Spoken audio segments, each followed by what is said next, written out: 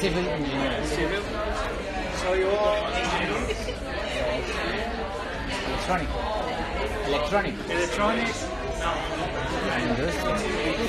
Industrial? Me, industrial. Industrial? Civil?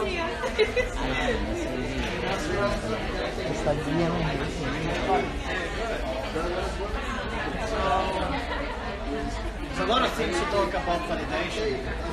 So today I'll just probably be able to touch a little bit so you understand what needs to be done to validate your qualification. Just a little bit about me. I actually do this as part of my hobby. I work full-time in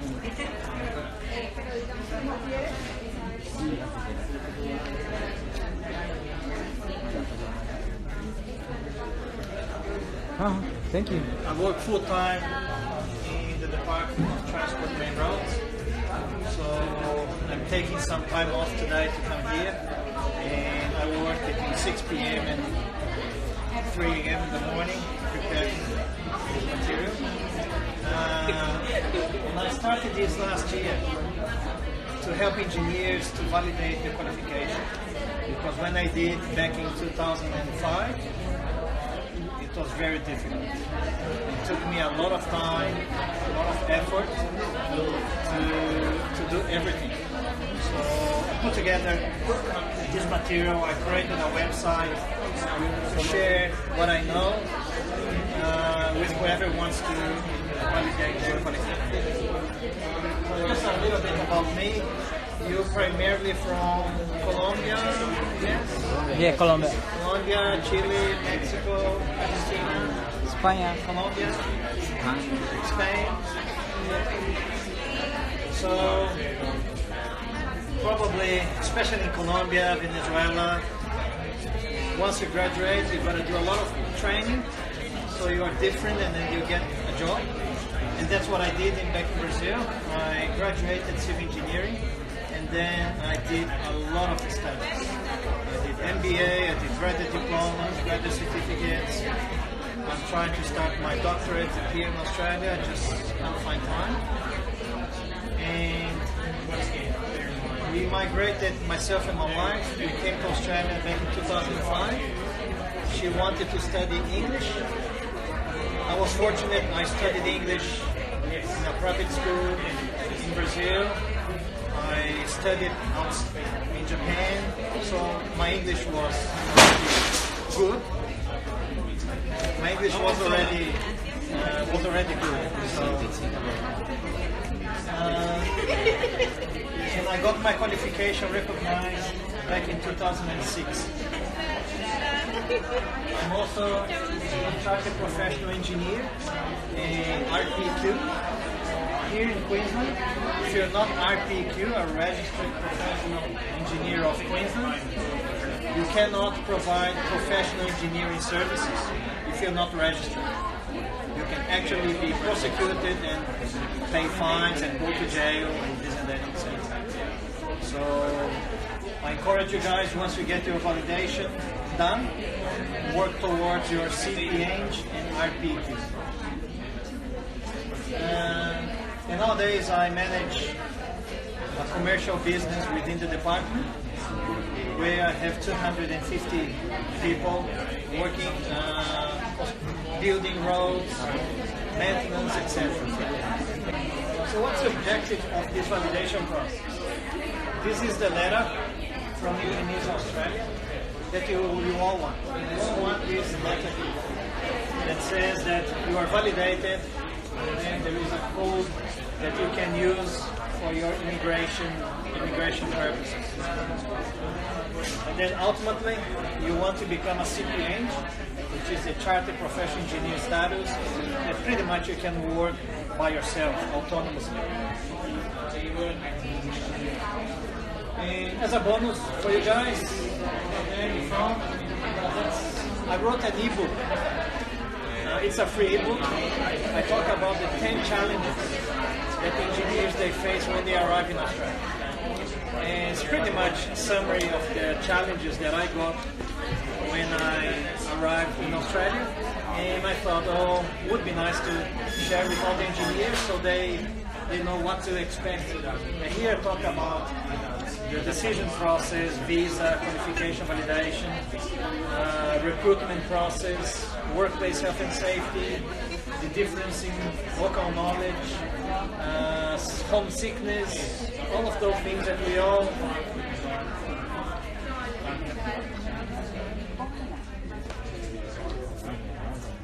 and why to recognize the qualification Australia.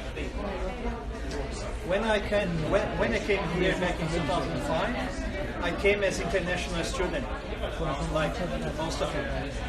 And I work as a cleaner, I work as a kitchen hand, I work in cleaning carpets and everything. So I know that's what's difficult. And as an engineer, although there's nothing wrong working as a cleaner or deliverer, etc., but as an engineer, you want to work in engineering. So make the dream to come true, to work as an engineer in Australia, is why you recognize your qualification. You can also contribute to the engineering profession. You know that you can do a lot of things in engineering that you just can't do because you're not an engineer here. And also for personal and professional development. And then obviously, once you get your qualification recognized, it opens the doors for your migration process. And that's why Juan is here to help you once you get your qualification validated. Juan can help with the process of migration. And also to begin a family transformation. That's what we want. It's not easy to leave our home country. I love Brazil, but unfortunately, the same way that you probably love Colombia, you love Spain, but there are things that are happening in my home country that kind of makes us to think, well, maybe it's better to live in a different country. Not an easy decision, but ultimately, that's my wife and my daughter. My daughter, she's 12 years old, and every time that I hear and I look at her, I think that was the best choice that we made. Because we could be in Brazil, and we could be raising her in Brazil. Maybe not bad, but here's better. So I'm very happy that we are here in Australia, because there are things that we can do here that probably in Brazil would be slightly more difficult. I don't know, I haven't been in Colombia, I haven't been in Spain, but probably It's difficult too. it is difficult as well. Yeah. If it wasn't, you were not here. So I invite you to join my website. I've got a Facebook page, I've got my YouTube channel, I've got 65 videos in my YouTube channel where I talk about the validation process, I talk about engineering, day-to-day of an engineer, I talk about the job opportunities, recruitment, curriculums, cover letters, and all of those things. I've got Instagram as well, obviously. It's not very strong, but I'm trying to, for example, now I'm broadcasting live in my Instagram profile. I've got some people that they live in Sydney, Melbourne, Adelaide, in Brazil, and they ask, oh, Jesse, can you broadcast your presentation? All right, I'll do it. And I've got my Telegram group. Have you heard about Telegram? No? Telegram? Telegram is like WhatsApp. But WhatsApp's a bit, it doesn't work very well for me, because WhatsApp, Facebook and Instagram, they've got algorithm. So the application chooses who gets my message or not. Yeah. So sometimes I send a message. What's her name, sir? Danielle. She may not get my message because WhatsApp may decide that she's not interested just because she didn't open my group in the last 15 days. Telegram is different. When I send a message, everyone gets it. It's your choice to open or not. So that's why I have my... Later on, I've got a QR code for my Telegram group. You can join. I've got already 310 people in my Telegram group. So this is the pathway to get your engineering qualification validated. The first four, probably not for you guys. First is whoever studied here in Australia. The second is for people who studied under the Washington Accord. For example, India, Pakistan, Peru, United States, Japan, China. Those countries, they have an agreement with Australia, and then they can apply directly. UK is also in there. So if you studied, graduated in UK, for example, from a certain year, you can apply under the accord. Washington Accord for professional engineers, Sydney Accord for technologists, and Dublin Accord for technicians, or engineering associates. But majority of you guys, Colombia, Spain, Brazil, Mexico, Argentina, unfortunately, is the fifth pathway, which is the Competency Demonstration Report, CDR. And these are the steps of the CDR. Que este es el primer piso, es para las personas que tienen The una... steps of the CDR, Tienen ya 6 steps. The first one is easy one, apart from English. Unfortunately, it's easy to get a photo, passport, etc. But you've got to produce your English test results. IELTS, TOEFL, or PTE. And then you've got to choose if you're going to apply for professional engineer, engineering technologist, or engineering associate. And Sorry, then- I just want to ask something. If you don't have experience on your country, in your area, it's difficult to... Doesn't matter. That's a good news because Engineers Australia does not require work experience. No? The assessment is done at the undergraduate level. So if you graduated today, tomorrow you can apply because the assessment is done by the knowledge and experience that you had when you were studying. If you have worked, even better, because then you can use work experience. But if you haven't worked, you can just use your academic experience. So there's no requirement for work experience. You can only apply once, or you can do it maybe the first times you didn't do the good thing. If you are Good. not banned because of plagiarism, so when you copy things and then you copy and paste, if you copy and paste and then you submit and Engineers Australia catches you, you will be banned for 12 months. So you cannot apply again for 12 months, and you got a little bit of a bad name with Engineers Australia. But if you were not approved just because you didn't reach the competency, you can apply next month and next month and next month. Or you can apply once you get more experience, or when you get the competencies, then you can apply again. But I'm asking that because how do you say that? I studied and in 2015, 15, so, but I didn't work on my area in that time. Yeah. So I forgot some things when I was in school. So that's why. you can accrue more experience and then apply later on. But if you have reports of your studies back in Colombia, for example, you can use those reports, your final assignment, you can use those reports to apply for the recognition. Okay. And then if you are using work experience, you need to get reference letters. You've got to prove that you work for that company. So those companies will provide you a reference letter, and then that demonstrates that you actually worked in that company. And then you've got to prepare the 3 reports. The 3 reports are the ones that are a bit sticking point. CPD, which is the continuing professional development. So your learning activities, all the things that you did to keep you updated with your profession.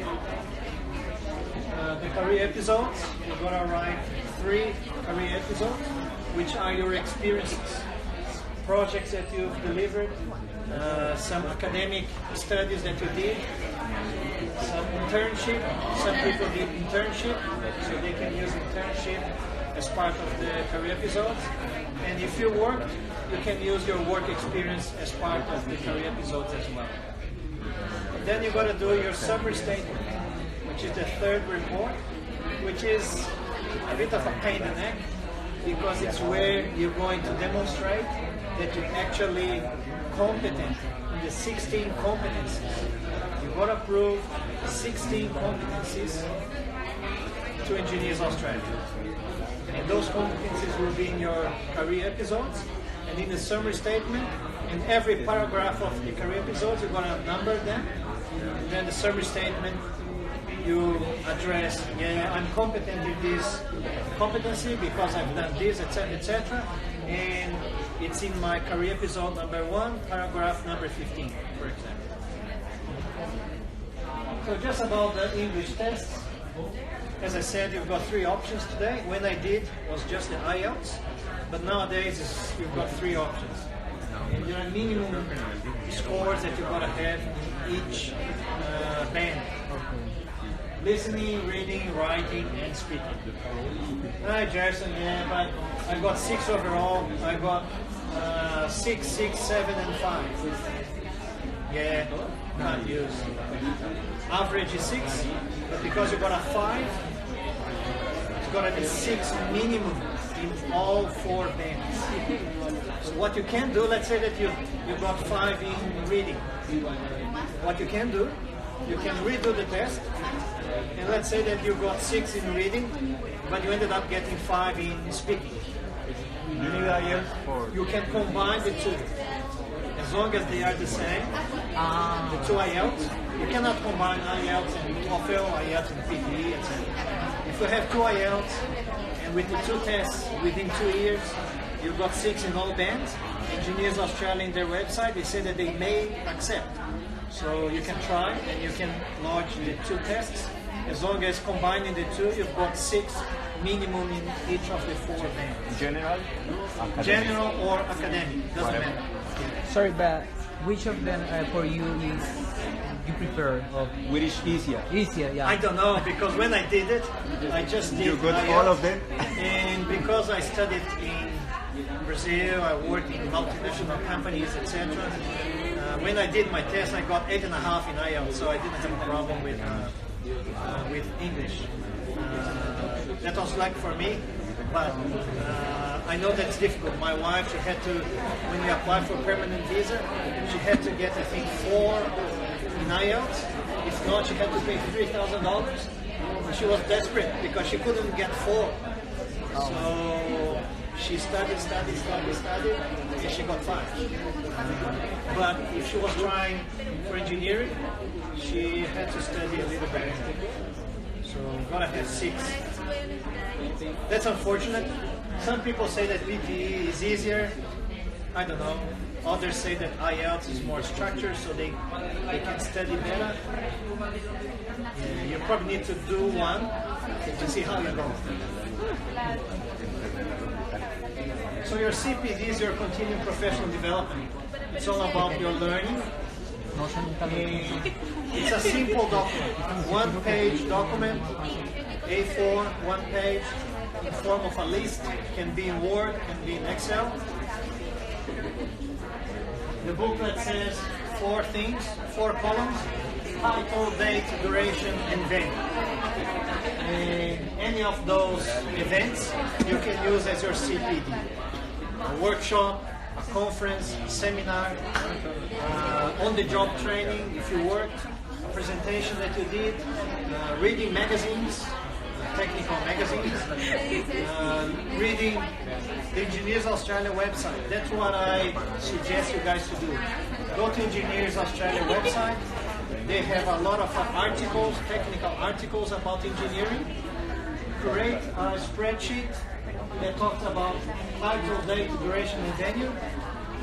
Today even, create a spreadsheet with those 4 columns, find an article, read about lean methodologies to improve manufacturing procedures.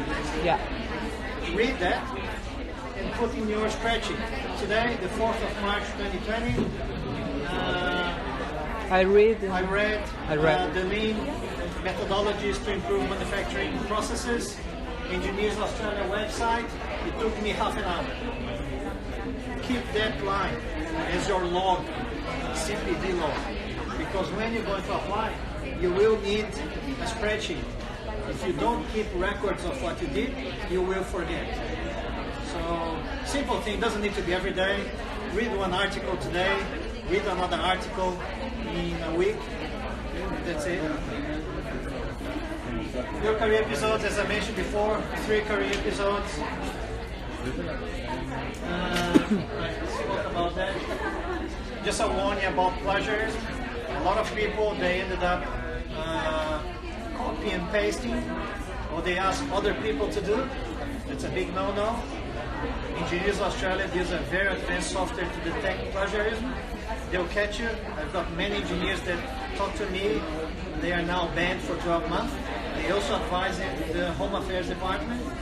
They may do some investigation. The summary statement is the last document. As I said before, 16 competencies. It looks like this. You're going to write why do you think you have that competency in the paragraph number. And I have a free workshop that I run time to time. Next one is going to be April. I don't know the date. So if you're interested, you can register for the next workshop. When I have the date, then I'll send an email, just confirm me. It's free. I send videos, I send material. A lot of people, they do the validation just with the information that I have in my website.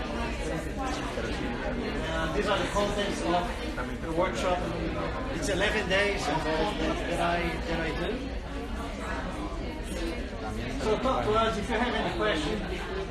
Send me. If you want to be part of my Telegram group, you've got to download the app first, and then you ask to join the group. And then in my Telegram group, I send all the messages, videos, audios, PDFs, reminders. I've got live sessions on Facebook and Instagram every Sunday at 9 p.m.